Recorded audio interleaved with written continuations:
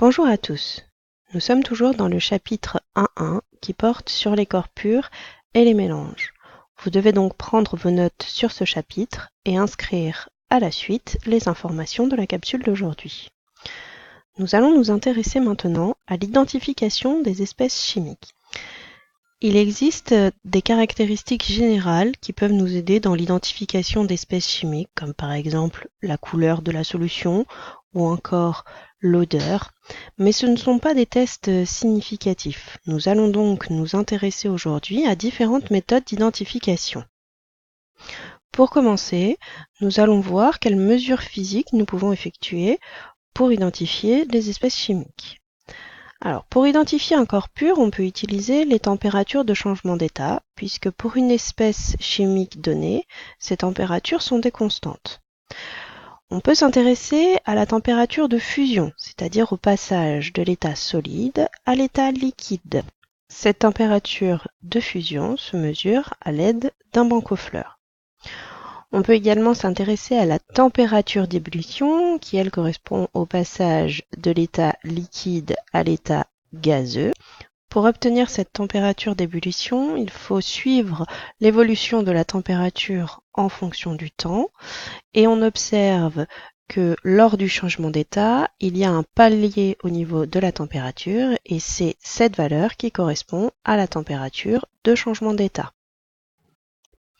Une autre mesure physique que nous pouvons utiliser pour identifier une espèce chimique, c'est sa masse volumique. La masse volumique, elle est définie par la formule ρ égale m sur V, avec m la masse de l'échantillon en grammes, V le volume de l'échantillon en litres et ρ donc sa masse volumique en grammes par litre. Il n'y a pas que cette unité qui peut être utilisée. Si par exemple on exprime la masse m en kilogrammes et le volume V en mètres cubes, on obtient une masse volumique en kilogrammes par mètre cube. Par exemple, si on s'intéresse à la masse volumique de l'eau, ρ de l'eau est égal à 1 kg par litre. On peut également la donner sous la forme 1000 g par litre ou encore 1 g par millilitre. Et il existe bien d'autres unités qui peuvent être utilisées pour la masse volumique. Nous pouvons également utiliser d'autres propriétés physiques, comme par exemple la solubilité. Donc déjà, la solubilité, qu'est-ce que c'est? C'est la capacité d'un solide à se dissoudre ou non dans un liquide. Il existe donc deux possibilités. Soit le solide qu'on introduit dans le liquide se dissout dans ce liquide, il y est donc soluble, soit le solide ne se dissout pas, il est donc insoluble dans ce liquide. Cette propriété peut permettre d'identifier soit le solide, soit le liquide, suivant ce qui nous intéresse. De la même façon, on a ce que l'on appelle la miscibilité. Cette fois-ci, ce terme s'applique pour deux liquides. Soit ces deux liquides se mélangent, ils sont donc miscibles, soit ils ne se mélangent pas, ils sont donc non miscibles et forment deux phases distinctes. Cette propriété peut permettre également d'identifier certains liquides. D'autres méthodes que l'on peut utiliser pour identifier des espèces chimiques, ce sont les tests chimiques. Par exemple, les tests d'adhésion que vous avez déjà vus au collège, comme par exemple celui des ions cuivre de C et de plus, qui sont mis en évidence grâce à l'hydroxyde de sodium et qui, dans ce cas, vont former un précipité bleu.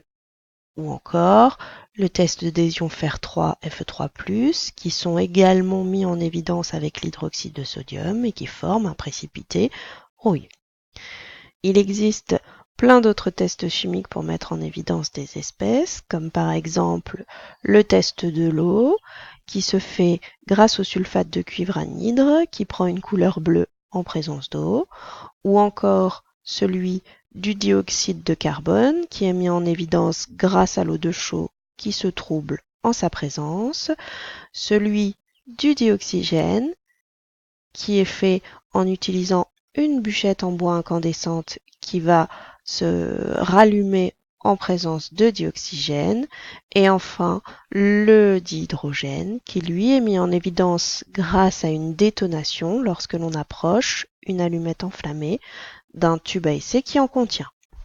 Vous devez bien évidemment connaître ces quelques tests courants ainsi que les tests d'adhésion que vous avez déjà vus au collège.